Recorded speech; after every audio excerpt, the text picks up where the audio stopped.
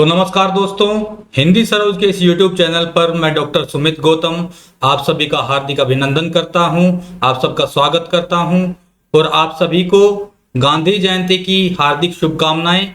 दोस्तों, आज के दिन हमारे देश के दो महापुरुषों का जन्म हुआ था।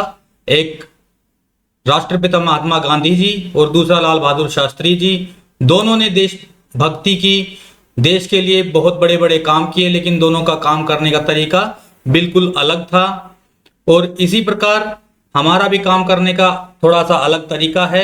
आप लोगों को हम बहुत ही गहन अध्ययन करवाते हैं। हिंदी के किसी भी कॉम्पिटिटिव एग्जाम की अगर आप तैयारी कर रहे हैं तो आप लोगों के लिए ये प्लेटफॉर्म जो है ये एकदम परफेक्ट है। तो आज आपके लिए हम लेके आए हैं complete Hindi for competitive exams, Hindi Saroj के तत्वाधान में। ये क्लास जो है ये यूजीसी नेट जेआरएफ तथा असिस्टेंट प्रोफेसर की जो तैयारी कर रहे हैं एचपीएससी वाले, उनके लिए अति महत्वपूर्ण क्लास है। यूनिट 2 हिंदी साहित्य का इतिहास में हम भक्ति काल पढ़ रहे हैं और भक्ति काल के अंतर्गत हम कृष्ण भक्ति काव्य धारा पढ़ रहे हैं। इसमें पहले 2 क्लासेस ऑलरेडी हो चुकी हैं कृष्ण भक्ति काव्य धारा के अंतर्गत, और ये हमारी तीसरी क्लास है। और आशा करता हूं कि आज कृष्ण भक्ति काव्य धारा का शुभ समापन हो जाएगा। इसमें हम विशेष तौर पर आज मीराबाई और रसखान के बारे में पढ़ने वाले हैं। जैसा कि हम हर क्लास में करते हैं, पहले हम नोट्स बनाते हैं, तो अपने कॉपी पेन लेकर जरूर बैठिएगा। नोट्स बनाने से आप लोगों को आधा तो नोट्स बनाते हुए ही याद हो जाना है, ऐसा मेरा मानना है दोस्तों। और ऐसा मेरा खुद का एक्सपीरियंस भी है कि नोट्स बनाते बनाते ही हम लोगों को आधा तो अपने आप ही याद हो जाता है। तो दोस्तों, ये चैनल जो है आपका अपना चैनल है, इसको सब्सक्राइब कीजिए, इसको शेयर कीजिए अपने दोस्तों में, क्योंकि यहीं पर आपको सबसे ज्यादा मैटर फ्री में उपलब्ध करवाया जाता है। ये फ्री बैच हमने दिसंबर 2024 के एग्जाम को ध्यान में रखते हुए शुरू कर रखा है, जिसमें हम पूरा सिलेबस आपका बिल्कुल फ्री ऑफ कॉस्ट करवाने वाले हैं। तो आइए दोस्तों शुरू करते हैं आज की क्लास। आज की क्लास शुरू करने से पहले एक जानकारी मैं और देना चाहूंगा आपको कि हिंदी साहित्य का इतिहास यूनिट 2 की प्लेलिस्ट बन चुकी है। चैनल पर जाकर देखिए।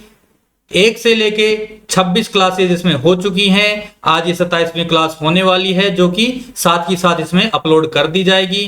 तो प्लेलिस्ट को विजिट कीजिए, एक एक क्लास को देखिए, नोट्स बनाइए। अगर आपने अभी तक नोट्स नहीं बनाए हैं तो सबसे महत्वपूर्ण जो जानकारी है और सबसे ऑथेंटिक जानकारी आपको यही मिलने वाली है। तो आइए दोस्तों शुरू करते हैं आज की क्लास। हरिदासी संप्रदाय हम शुरू करने वाले थे। इससे पहले 2 भाग आप कृष्ण भक्ति काव्य धारा के देख सकते हैं, जिसमें हम अन्य संप्रदायों को देखकर आ चुके हैं। आज हम हरिदासी संप्रदाय, निम्बार्क संप्रदाय और थोड़ा सा हम देखेंगे मीराबाई के बारे में, रसखान के बारे में। गौड़ीय संप्रदाय को भी हम इसी क्लास में देखने वाले हैं। कोई बहुत ज्यादा मैटर इसमें नहीं है। हाँ, मीराबाई और रसखान के बारे में हम बिल्कुल विस्तृत रूप से पढ़ने वाले हैं। यहां पर आपको जो जो लिखवाया जा रहा है उसको साथ में नोट करते चलिए, उससे बाहर एग्जाम में कुछ नहीं आने वाला है, ये मेरी गारंटी है दोस्तों। तो आइए शुरू करते हैं हरिदासी संप्रदाय से। हरिदासी संप्रदाय को सखी या टाटी संप्रदाय भी कहा जाता है। सखी संप्रदाय इसको किस लिए कहा जाता है? क्योंकि इसमें सखी भाव से पूजा की जाती है, उपासना की जाती है प्रभु की, श्री कृष्ण भगवान की राधा के संग, इसीलिए इसको सखी संप्रदाय कहते हैं। और स्वामी हरिदास जी ने इसकी नींव रखी थी, इसका प्रवर्तन किया था, इसलिए इसका नाम हरिदासी संप्रदाय भी कहलाता है। इसे टाटी संप्रदाय भी कई लोगों ने कहा है। इसके संस्थापक स्वामी हरिदास हैं। इस संप्रदाय में भक्ति के लिए किसी दार्शनिक आधार को ग्रहण नहीं किया गया है। जैसा कि हम पहले के संप्रदायों में देख के आए हैं कि द्वैताद्वैतवाद, शुद्धाद्वैतवाद, ये सब दार्शनिक आधार, इनमें से कोई ना कोई दार्शनिक आधार लेके चले थे प्रत्येक संप्रदाय के लोग। लेकिन इस संप्रदाय में ऐसा कोई भी दार्शनिक आधार विशेष रूप से नहीं लिया गया है। वृंदावन में जो बांके बिहारी मंदिर है वो भी हरिदासी संप्रदाय से ही संबंधित है। प्रश्न बिल्कुल आ सकता है एक एक लाइन इसकी मोस्ट इंपोर्टेंट लगा के चलिएगा, एक एक लाइन को नोट कीजिएगा, इससे बाहर कुछ नहीं आने वाला है। इसमें कृष्ण का स्वरूप जो है वो नित्य बिहारी है, नित्य बिहारी स्वरूप की पूजा की जाती है। और टाटी संप्रदाय इसको मिश्र बंधुओं ने कहा था, मोस्ट इंपोर्टेंट है। सखी भाव के कारण इसे सखी संप्रदाय भी कहा जाता है। इसके प्रमुख कवि जो हैं वो स्वामी हरिदास हैं, भगवत रसिक हैं, बीठल विपुल, सरसदास, बिहारिंदास और नागरीदास।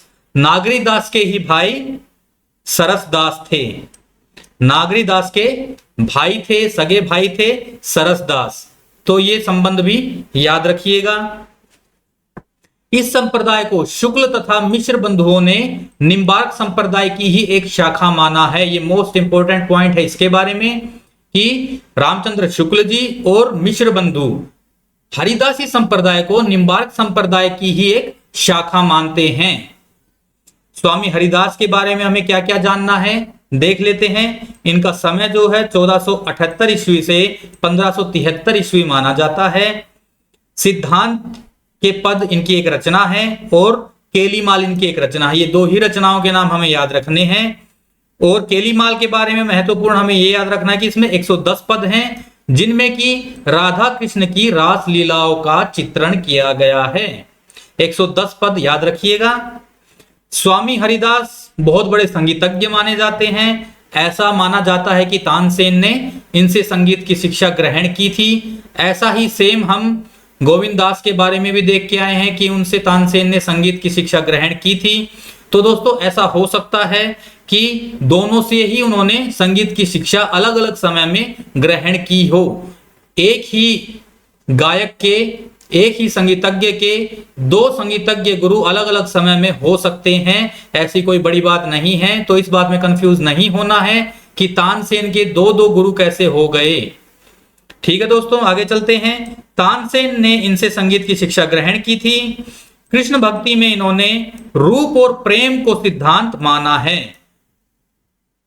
इनके एक भाई जगन्नाथ गोस्वामी का भी उल्लेख मिलता है। तो जगन्नाथ गोस्वामी हरिदास जी के, स्वामी हरिदास जी के भाई माने जाते हैं। और उनकी एक रचना अनन्य सेवा निधि, ये पूछा जाता है कि अनन्य सेवा निधि के रचनाकार का नाम एग्जामों में बहुत पूछा जाता है। ये इसको नोट कर लीजिएगा मोस्ट इंपोर्टेंट लगा के। ये जगन्नाथ गोस्वामी की रचना है। इनके बारे में हमें इतना ही पढ़ना था। इसके बाद हम चैतन्य संप्रदाय या फिर गौड़ीय संप्रदाय को पढ़ेंगे, जो कि बहुत इंपॉर्टेंट है हमारे लिए। इसमें महत्वपूर्ण जो बिंदु हैं उनको याद रखना है हमें। इसे गौड़ीय संप्रदाय भी कहा जाता है। क्यों? क्योंकि बंगाल के गौड़ प्रांत में, गौड़ क्षेत्र में इसका प्रवर्तन हुआ था। इसीलिए इस संप्रदाय को गौड़ीय संप्रदाय के नाम से भी जाना जाता है। गौड़ीय संप्रदाय के नाम से प्रश्न आ सकता है कि ये किस संप्रदाय का अन्य नाम है। तो हमें याद रखना है चैतन्य महाप्रभु ने चैतन्य संप्रदाय की नींव रखी थी, उसका प्रवर्तन किया था और उसी संप्रदाय को गौड़ीय संप्रदाय कहा जाता है। चैतन्य महाप्रभु इसके प्रवर्तक थे। भक्ति का दार्शनिक आधार अचिंत्य भेदा भेदभाव, ये याद रखना बहुत ही इजी है क्योंकि चैतन्य महाप्रभु ने इसकी नींव रखी थी। तो अचिंत्य भेदा भेदभाव ही इसका दार्शनिक आधार होगा। और इसमें कृष्ण का सबसे अलग रूप है जिसकी पूजा की जाती है। यहाँ पर कृष्ण का स्वरूप जो है वो मर्यादा पुरुषोत्तम रूप में उनकी पूजा की जाती है। और पूरा स्वरूप क्या है? मर्यादा पुरुषोत्तम विज्ञान स्वरूप पूर्ण ब्रह्म, ये कृष्ण का स्वरूप है जिसकी पूजा उपासना चैतन्य संप्रदाय के लोग करते हैं। और इसी स्वरूप को ब्रजेंद्र कुमार स्वरूप भी कहा जाता है। अचिंत्य भेदभाव की व्याख्या जो है वो जीव गोस्वामी की एक रचना है भगवत संदर्भ ग्रंथ। इसमें अचिंत्य भेदभाव की व्याख्या दी हुई है। इस संप्रदाय का प्रमुख ग्रंथ मोस्ट इंपोर्टेंट है गोविंद भाष्य। कई बार पूछा जा चुका है एग्जाम में कि चैतन्य संप्रदाय की महत्वपूर्ण सबसे मुख्य रचना कौन सी है? तो गोविंद भाष्य है। और इसमें राधा के परकिया भाव को मान्यता दी जाती है। दो भाव होते हैं, परकीय भाव और स्वकीय भाव। परकीय भाव क्या होता है? परकीय रूप होता है उसमें कि प्रेम किसी और से और विवाह किसी और से, उसे परकीय भाव कहते हैं, परकीय छवि कहते हैं या परकीय रूप मान लीजिए। उसमें राधा जी के जो रूप हैं वो अलग अलग हैं, कोई स्वकीय भाव में करता है, कोई परकीय भाव में उनकी पूजा करता है। स्वकीय भाव का अर्थ है कि श्री कृष्ण से ही प्रेम और श्री कृष्ण से ही विवाह। तो चैतन्य संप्रदाय के लोग मानते हैं कि राधा जो है वो श्री कृष्ण जी से प्रेम तो करती थी लेकिन उनका विवाह श्री कृष्ण से नहीं हुआ था, इसे ही परकीय भाव कहते हैं। इस संप्रदाय में भक्ति के 5 भेद स्वीकार किए गए हैं, मोस्ट इंपोर्टेंट है। कौन कौन से 5 भेद हैं? शांत, सख्य भाव, वात्सल्य भाव, मधुर या फिर कांता भाव और दास्य भाव।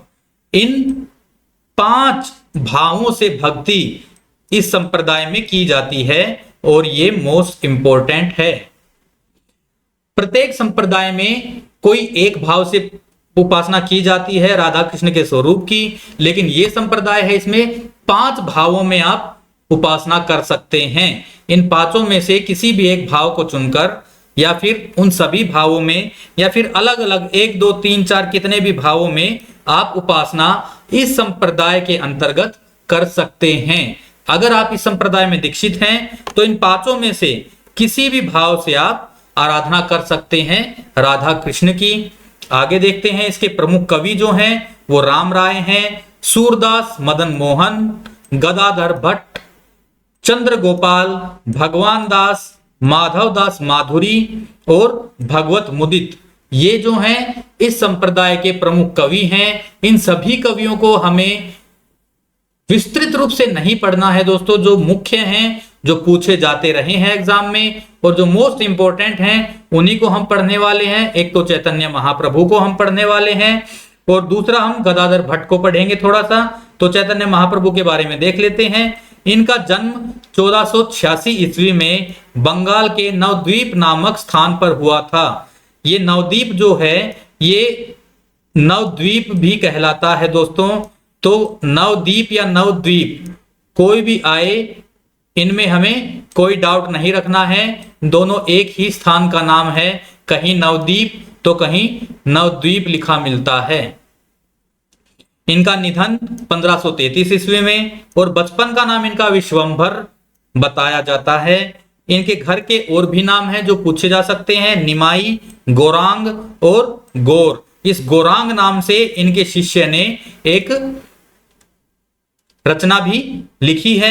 इनकी पत्नी का नाम विष्णुप्रिया है और इनके दीक्षा गुरु केशव भारती जी हैं।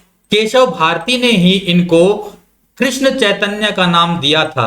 पहले इनका नाम क्या होता था? विश्वंभर होता था बचपन का नाम, और दीक्षा लेने के बाद इनके दीक्षा गुरु केशव भारती ने इनको कृष्ण चैतन्य नाम दिया। इनकी कोई स्वतंत्र रचना उपलब्ध नहीं है।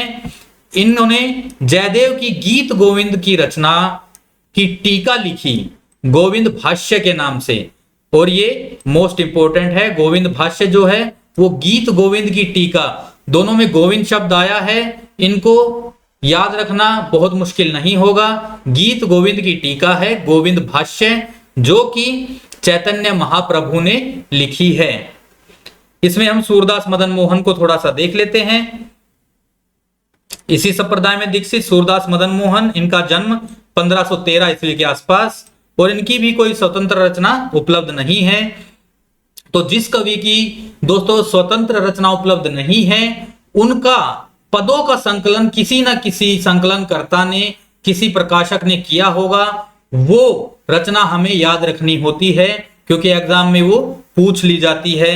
तो बाबा कृष्णदास ने इनके 105 पदों का संकलन सुहृद बानी के नाम से किया था। ये अकबर के दीवान थे। ये मोस्ट इंपोर्टेंट है सूरदास मदन मोहन के बारे में। ये अकबर के दीवान थे, यही बताने के लिए मैंने इनके बारे में इतना सब आप लोगों को पढ़ा रहा हूं, क्योंकि अकबर के दीवान थे। ये वाला प्रश्न पूछा जा सकता है, वन लाइनर सीधा सीधा। इन्होंने एक बार परगना में आई हुई 13 लाख मुद्राओं को उस समय बंगाल में संडीले कहा जाता था। संडील संडील के नाम से मुद्रा को संबोधित किया जाता था। तो 13 लाख मुद्राएं जो अकबर के लिए आई थी परगना में, उन्होंने वो साधु संतों में बांट दी थी। इतने ये साधु संतों के प्रति इतने प्रेम रखते थे ये उनके प्रति कि 13 लाख मुद्राएं उन्होंने चोरी छिपे अकबर को बिना बताए साधु संतों में बांट दी। और खजाने के पास एक पंक्तियां लिखकर, 2 पंक्तियां लिखकर एक पर्ची छोड़कर चले गए। वो क्या लिखा था उन पंक्तियों में? 13 लाख संडीले उपजे, सब साधुन मिली गटके, सूरदास मदन मोहन वृंदावन को सटके। इन्होंने बता भी दिया है कि ये जो 13 लाख मुद्राएं हैं ये मैंने ही साधु संतों में बांट दी हैं और मैं वृंदावन के लिए निकल चुका हूं।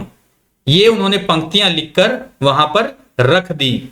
इसके बाद में क्या हुआ? अकबर ने अपने सिपाहियों को भेजा उन्हें ढूंढने के लिए, उन्हें पकड़ने के लिए, और उनको पकड़वा भी लिया गया, उनको सभा में उपस्थित किया गया।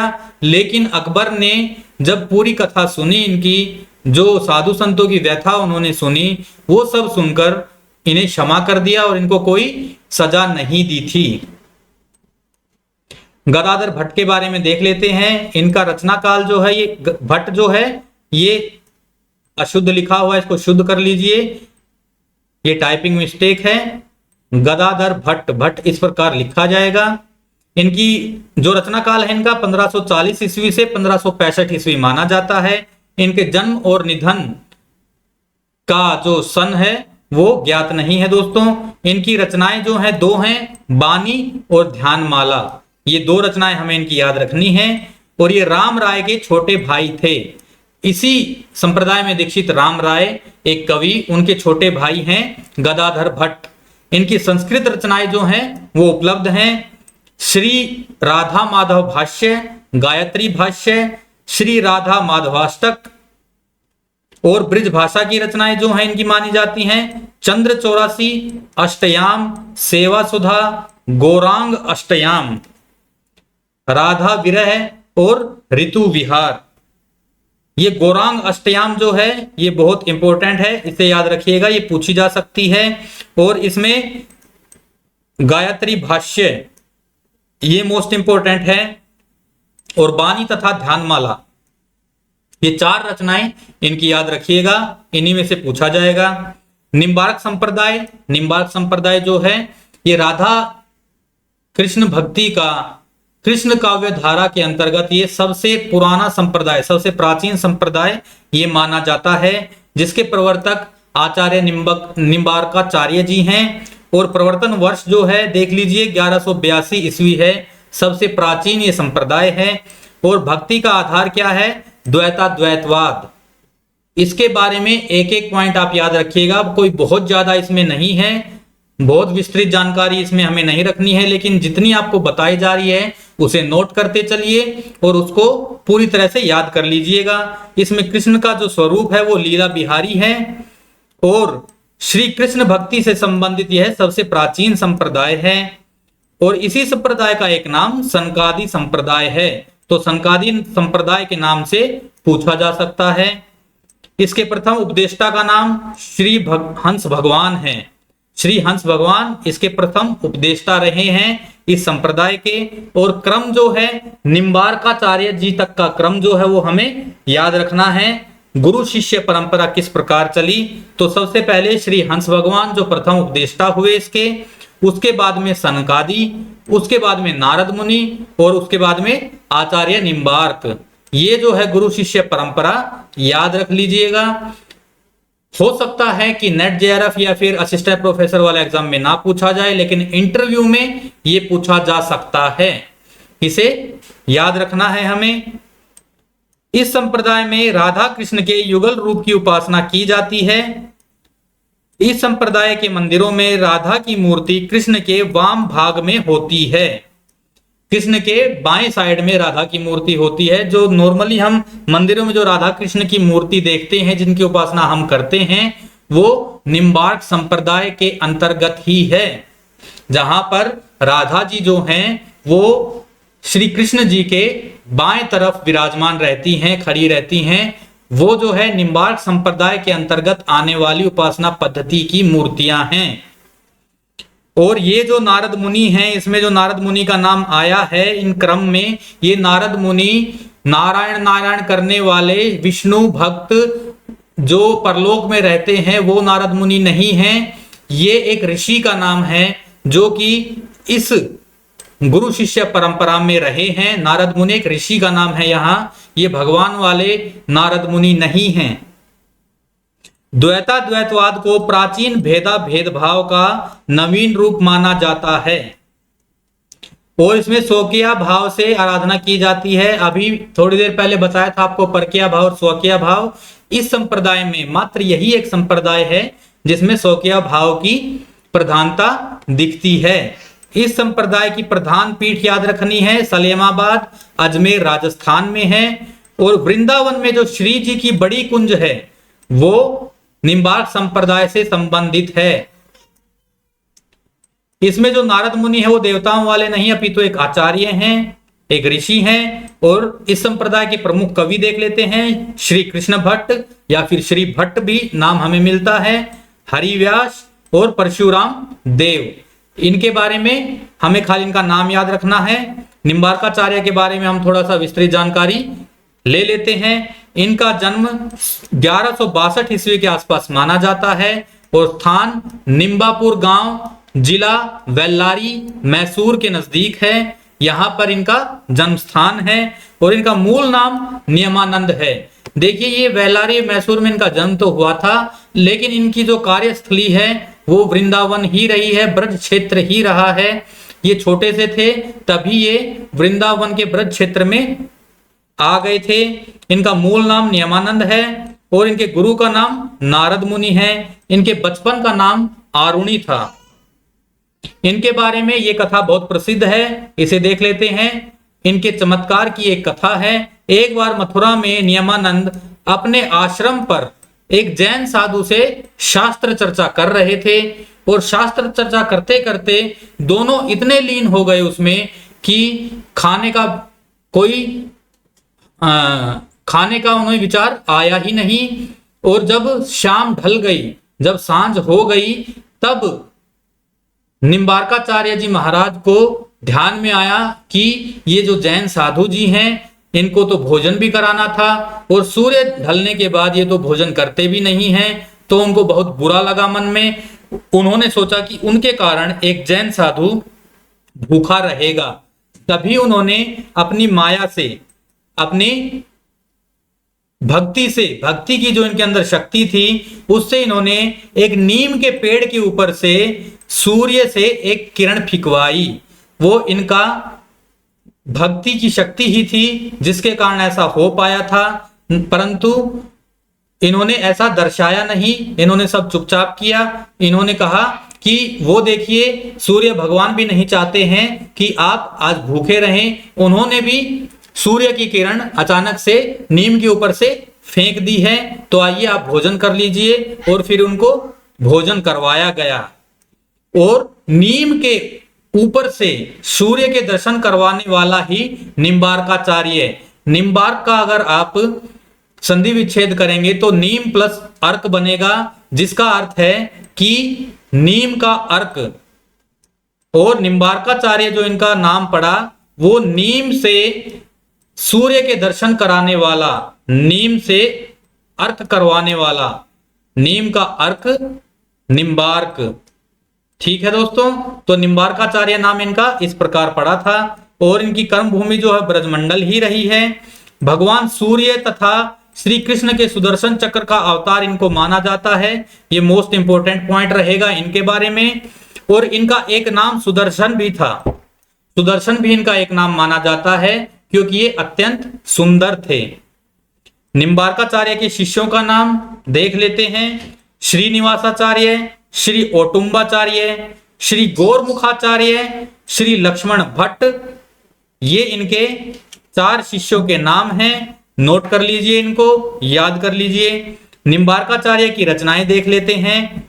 वेदांत परिजात सौरभ, श्री कृष्ण सत्वराज, मंत्र रहस्य षोडशी, 10 श्लोकी, प्रपन्न कल्पवल्ली, ये जो प्रपन्न कल्पवल्ली है ये इनकी पूछी जाती है रचना। 10 श्लोकी ये भी पूछी जाती है। इन दो रचनाओं का नाम अवश्य याद रखिएगा, ये मोस्ट इंपोर्टेंट होने वाली हैं किसी भी एग्जाम के लिए। अब इनके शिष्य श्री कृष्ण भट्ट या फिर श्री भट्ट को देख लेते हैं। इनके बारे में बहुत ज्यादा हमें नहीं जानना है। जन्म तथा निधन इनका अज्ञात है। इनका जन्म स्थान पता है मथुरा का ध्रुव टीला, और इनके गुरु श्री केशव कश्मीर भट्ट हैं। शुक्ल जी ने इनका जन्म जो है वो 1595 ईस्वी के आसपास माना है, और इनकी रचनाएं युगल शतक और आदि बानी हैं। युगल शतक के नाम से बहुत रचनाएं हैं, नहीं पूछा जाएगा। आदि बानी भी नहीं पूछा जाएगा। डॉक्टर नागेंद्र इनकी दोनों रचनाओं को एक ही मानते हैं, तो इस प्रकार कंफ्यूजन भी है इनकी रचनाओं में, तो इनकी रचनाएं नहीं पूछी जाएंगी। लेकिन इनका जन्म स्थान पूछा जाता है मथुरा का ध्रुव टीला पर किस कृष्ण भक्त कवि का जन्म हुआ था। इस संप्रदाय में श्री कृष्ण भट्ट जी को हितजू सखी का अवतार माना जाता है, ये भी इनके बारे में मोस्ट इंपोर्टेंट है। तो इनके बारे में 2 ही पॉइंट हमें याद रखने हैं। इनको हितजू सखी का अवतार माना जाता है और इनका जन्म मथुरा के ध्रुव टीला पर हुआ।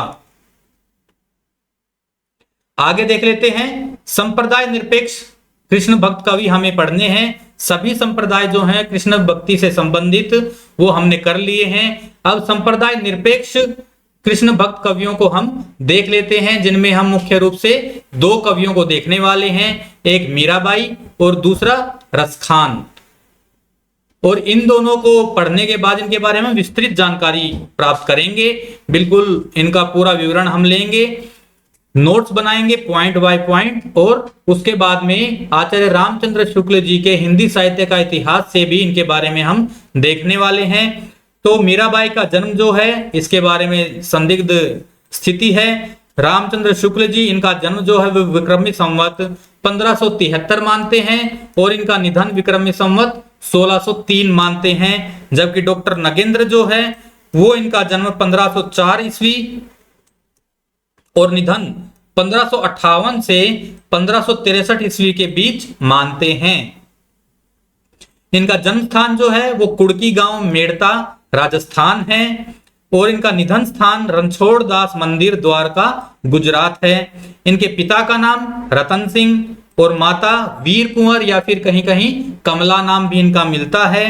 दादा का नाम राव दूदा। दादा का नाम मैंने इसलिए रखा है क्योंकि कृष्ण भक्ति की जो परंपरा है वो इन्होंने अपने दादाजी राव दूदा से ही ली थी, इसीलिए इनके दादा का नाम रखना याद रखना आवश्यक है। इनके गुरु का नाम रैदास मिलता है। इनके पदों में इन्होंने स्वयं अपने गुरु का नाम रैदास बताया है। मीरा के उपनाम मोस्ट इंपोर्टेंट होने वाले हैं। इन्हें राजस्थान की राधा कहा जाता है, हिंदी की आदि कवियत्री इनको कहा जाता है, मरुस्थल की मंदाकिनी और भक्ति के तपोवन की शकुंतला।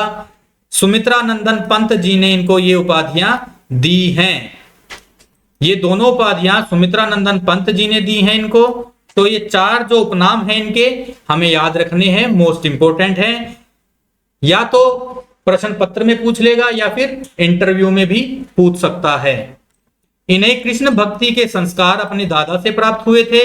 मीरा का विवाह हो गया था मात्र 7 वर्ष की आयु में 1516 ईस्वी में। राणा सांगा के ज्येष्ठ पुत्र भोजराज से इनका विवाह हुआ था, लेकिन कर्नल टोड जो हैं वो इनका विवाह महाराणा कुंभा से हुआ मानते हैं, जो कि अमान्य मत है। ये मत जो है ये अमान्य है, इसको नहीं माना है नागरिक प्रचारणी सभा ने। विवाह के 7 वर्ष उपरांत ही मीरा विधवा हो गई थी। विधवा होने के बाद मीरा साधु सन्यासियों के साथ रहने लगी, कीर्तन भजन करने लगी, भगवत भक्ति में ध्यान लगाने लगी। और ये बात जो है मीरा के देवर विक्रम सिंह को पसंद नहीं आई, क्योंकि वो एक राजसी परिवार था, राजा वाला परिवार था, और उसकी कोई बहू अगर इस प्रकार से साधु सन्यासियों के साथ रहने लगे, भक्ति भाव भरे वचन करने लगे, भजन गाने लगे मंदिर मंदिर घूमकर, तो ये वहां के परिवार की बेइज्जती मानी जाती थी, इसलिए विक्रम सिंह को यह बात पसंद नहीं आई और मीराबाई पर उन्होंने काफी अत्याचार भी किए। इस पर उन्होंने तुलसी से पत्र लिखकर पूछा, स्वस्ति श्री तुलसी कुलभूषण दूषण हरण गोसाई, 12 ही बार प्रणाम करहूं अब हरहूं शोक समुदाय। ये मीराबाई ने लिखकर भेजा था तुलसी जी को कि मेरे साथ ये कष्ट है, मुझे दुख बहुत मिल रहा है, यहाँ पर मैं क्या करूं। इसके उत्तर में तुलसीदास जी ने कहा था, जाके प्रिय न राम वैदेही तजिए तिन्हे कोटि सम जदपि परम सनेही। जो कि हमने तुलसीदास के बारे में जब पढ़ा है तब भी हमने ये पद जो है पढ़े थे दोनों के दोनों, तो इनको एक बार फिर से पढ़ लीजिए, नोट कर लीजिए जिसने नोट नहीं किया था। अब शुक्ल जी क्या कहते हैं मीराबाई के बारे में, ये तो हमने जो मेन पॉइंट्स थे वो देख लिए हैं मीराबाई के बारे में, इनमें से प्रश्न बन सकते हैं किसी भी एग्जाम में। अब शुक्ल जी क्या कहते हैं, थोड़ा कहानी टाइप में उन्होंने लिखा है, देख लेते हैं। मीराबाई की उपासना माधुर्य भाव की थी, अर्थात वे अपने इष्ट देव श्री कृष्ण को की भावना प्रियतम या पति के रूप में करती थी। तो किस रूप में पूजा करती थी वो, आराधना करती थी, प्रियतम अथवा पति के रूप में। पहले यह कहा जा चुका है कि इस भाव की उपासना में रहस्य का समावेश अनिवार्य है।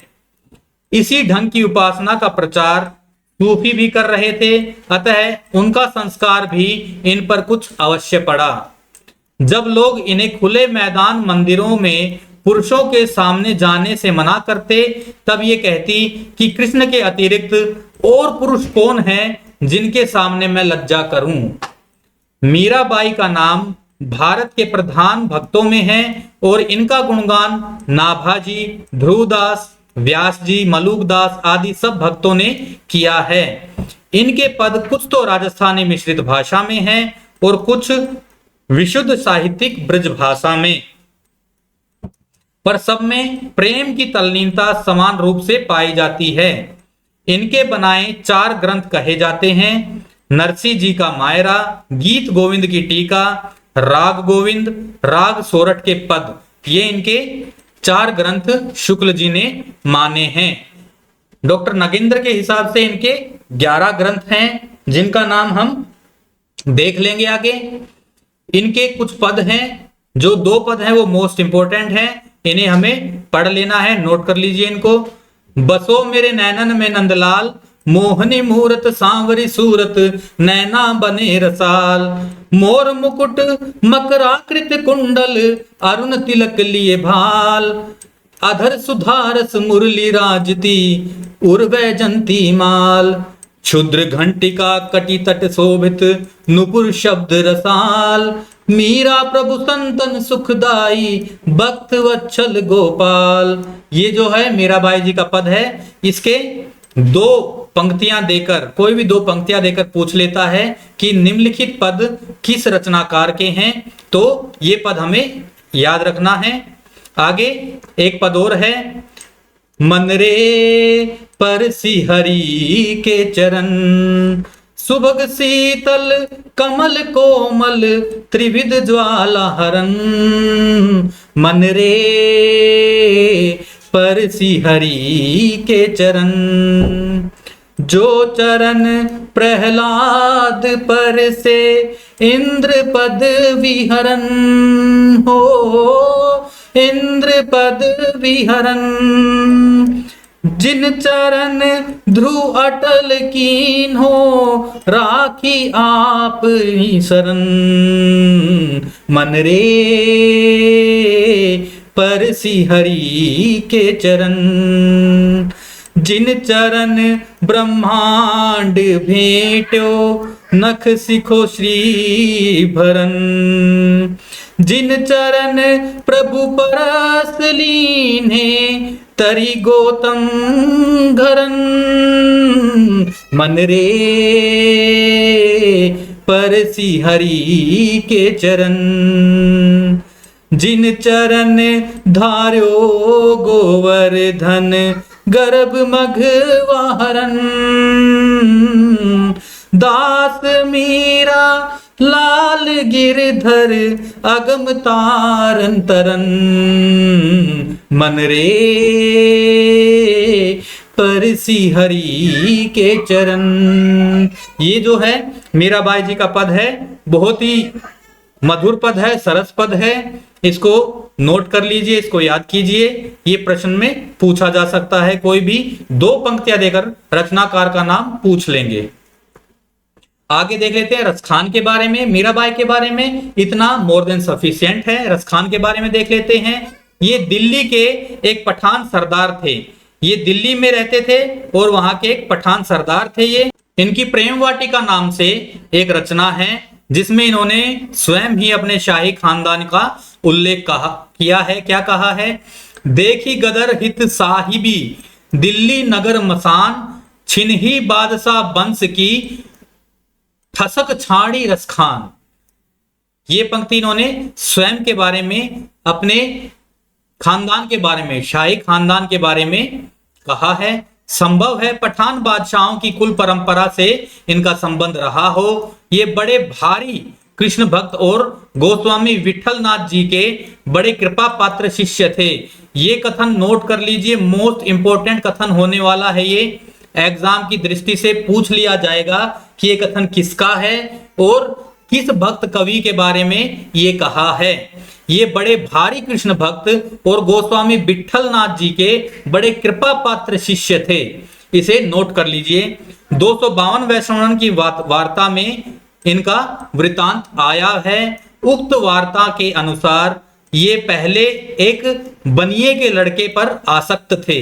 तो 252 वैष्णवन की वार्ता भी नोट कर लीजिए। इसमें इनका जिक्र आया है और उसमें क्या कहा है कि ये एक बनिए के लड़के पर आसक्त थे। एक दिन इन्होंने किसी को कहते हुए सुना कि भगवान से ऐसा प्रेम करना चाहिए जैसा रसखान उस बनिए के लड़के से करता है। इस बात से मर्माहत होकर श्रीनाथ जी को ढूंढते ढूंढते ये गोकुल आ गए और वहां गोसाई विठल नाथ जी से इन्होंने दीक्षा ली। यही आख्यायिका एक दूसरे रूप में भी प्रसिद्ध है। एक और कहानी इनसे संबंधित है। क्या है? कहते हैं जिस स्त्री पर ये आसक्त थे वह बहुत ही मानवती थी और इनका अनादर किया करती थी। ज्यादा चर्चित ये वाली ही कहानी है इनके बारे में कि ये किसी स्त्री पर आसक्त थे और वो अपने ऊपर बहुत गुमान करती थी और इनका अनादर किया करती थी। एक दिन श्रीमद् भागवत का ये फारसी तर्जुमा पढ़ रहे थे। उसमें गोपियों के अनन्य और अलौकिक प्रेम को पढ़ इन्हें ध्यान हुआ कि उसी से क्यों न मन लगाया जाए जिस पर इतनी गोपियां मरती थीं। इसी बात पर ये वृंदावन चले आए और प्रेम वाटिका के इस दोहे का संकेत लोग इसी घटना की ओर मानते हैं। तो ये जो दोहा है ये प्रेम वाटिका का है। इस प्रकार पूछा जा सकता है दोहा देकर कि ये किस रचना का दोहा है। तोरी मानिनी ते हियो थोरी मोहिनी मान, प्रेम देव की छाबी ही लखी भय मियां रसखान। इन प्रवादों से कम इतना अवश्य सूचित होता है कि आरंभ में ये बड़े प्रेम जीवी थे। वही प्रेम अत्यंत गूढ़ भगवत भक्ति में परिणत हुआ। प्रेम के ऐसे सुंदर उद्धार उनके सवैये में निकले हैं कि जनसाधारण प्रेम या श्रृंगारी संबंधी कवित सवैयों को ही रसखान कहने लगे। जो प्रेम से संबंधित सवैये थे उनको ही रसखान कहने लगी थी आम जनता। जैसे कहते थे कि कोई रसखान सुनाओ, कोई भक्ति संबंधित प्रेम संबंधित सवैया किसी को सुनना था तो कहते थे सवैया नहीं रसखान सुनाओ, इस प्रकार बोलते थे। इनकी भाषा बहुत चलती सरस और शब्दाडंबर मुक्त होती थी। शुद्ध ब्रज भाषा का जो चलतापन और सफाई इनकी और घनानंद की रचनाओं में है वह अन्यत्र दुर्लभ है। ये वाली पंक्ति जो है ये मोस्ट इंपोर्टेंट है, इसे नोट कर लीजिएगा, इसे इंपोर्टेंट लगा लीजिएगा, मोस्ट इंपोर्टेंट पंक्ति है ये। इनका रचना काल 1640 ईस्वी के उपरांत माना जाता है। माफ कीजिएगा संवत 1640 है, क्योंकि गोसाई विठलनाथ जी का गोलोकवास 1643 में हुआ था। प्रेम वाटिका का रचना काल जो है वो 1651 माना जाता है। 1671 माना जाता है। अतः उनके शिष्य होने के उपरांत ही इनकी मधुर वाणी स्फुरित हुई होगी। इनकी कृति परिमाण ये बहुत ज्यादा इंपॉर्टेंट है नहीं। प्रेम वाटिका के दोहे और सुजान रस खान में कवित सवैया है, ये इंपॉर्टेंट है, इसे नोट कर लीजिए। प्रेम वाटिका में दोहे हैं और सुजान रस खान कवित सवैया छंद है इसमें। और कृष्ण भक्तों के समान इन्होंने गीति काव्य का आश्रय न लेकर कवित सवैयों में अपने सच्चे प्रेम की व्यंजना की है। तो कवित सवैया कृष्ण भक्ति संबंधित पद किसने लिखे हैं? वो रसखान ने लिखे हैं। ब्रज भूमि के सच्चे प्रेम से परिपूर्ण इनके ये दो सवैये अत्यंत प्रसिद्ध हैं। मानुष हो तो वही रसखान, बसो संग गोकुल गांव के ग्वारन, जो पशु हो तो कहा बसु, मेरो चरो नित नंद की धेनु मझारन, पाहन हो तो वही गिरी को, जो कियो हरि छत्र पुरंदर धारन, जो खग हो तो बसेरो करो मिली, कालिंदी कूल कदम्ब की डारन। क्या कहते हैं रसखान जी कि अगर मनुष्य हो तो वही रसखान जैसा, यानी जो कृष्ण भक्ति में लीन रहे, और जो गोकुल में बसे, गांव के ग्वालों के संग में बसे, और प्रभु मुझे पशु बनाना तो मुझे गैया बनाना, और मुझे ब्रज में ही मुझे छोड़ना। पाहुन हो, अगर मुझे पर्वत बनाइए तो मुझे वही गिरी बनाइए, गोवर्धन जो कि ब्रज मंडल में है, ताकि मैं आपका दीदार करता रहूं। और अगर मुझे पंछी ही बनाना है तो मुझे पंछी बना दीजिए, परंतु ब्रज मंडल के कदम के वृक्ष पर ही मेरा आसरा हो। इस प्रकार रसखान जी जो हैं बहुत ही सरस वाणी में भगवान से, ये श्री कृष्ण से आराधना कर रहे हैं।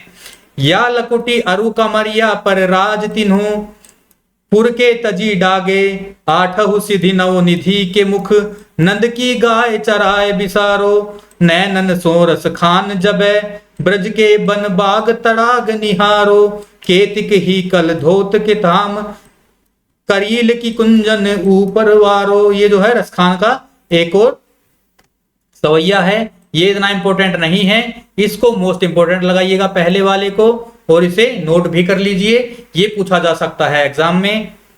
अनुप्रास की सुंदर छटा होते हुए भी भाषा की चुस्ती और सफाई कहीं नहीं जाने पाई है। बीच बीच में हावों की बड़ी ही सुंदर व्यंजना है। लीला पक्ष को लेकर इन्होंने बड़ी रंजनकारिणी रचनाएं की हैं। भगवान प्रेम के वशीभूत हैं, जहां प्रेम है वहीं प्रिय है।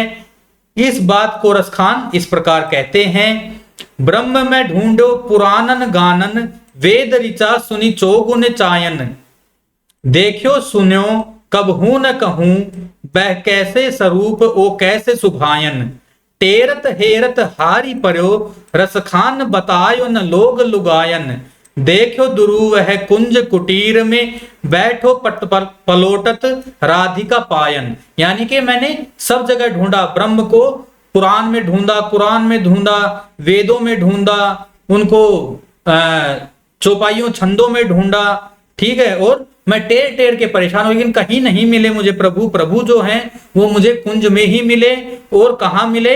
राधिका के पास, श्री राधे के पास में, उनके पैरों में वो मुझे प्राप्त हुए। और ये जो है इनका एक और सवैया है, मोर पखा सिर ऊपर राखी हो, गुंज की माल गरे पगी रोगी, ओढ़ी पितांबर लैल कुटी पग, गोधन ग्वालन संग फिरोंगी, भक्तो सोई मेरो रसखान तो तेरे कहे, सब स्वांग करोगी, या मुरली मुरली धर की अधरान, धरो अंधेरा न धरोंगी। ये इतना इंपॉर्टेंट नहीं है, इसको छोड़ सकते हैं। ये दो जो हैं ये मोस्ट इंपॉर्टेंट है, पहला और तीसरा इनका सवैया जो है इनको मोस्ट इंपॉर्टेंट लगा लीजिएगा, इनको पढ़िएगा, 2-3 बार पढ़ेंगे तो ये दिमाग में बैठ जाएगा, और एग्जाम में कोई भी ये पंक्ति आ जाए इनमें से आप तुरंत लगा सकते हैं।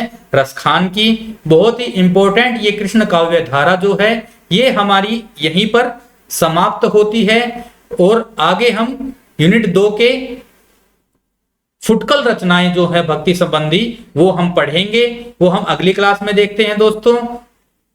अगर आपको ये क्लास अच्छी लगी है तो लाइक कर दीजिए, अपने दोस्तों में शेयर कीजिए और सब्सक्राइब कर दीजिए चैनल को, हमारे साथ में बने रहिए। सभी अपडेट्स के साथ में आगे की क्लासेज आपको एकदम टाइम पे मिलती रहें, इसलिए सब्सक्राइब करना बहुत आवश्यक है। इसी से हमें प्रेरणा भी मिलेगी दोस्तों।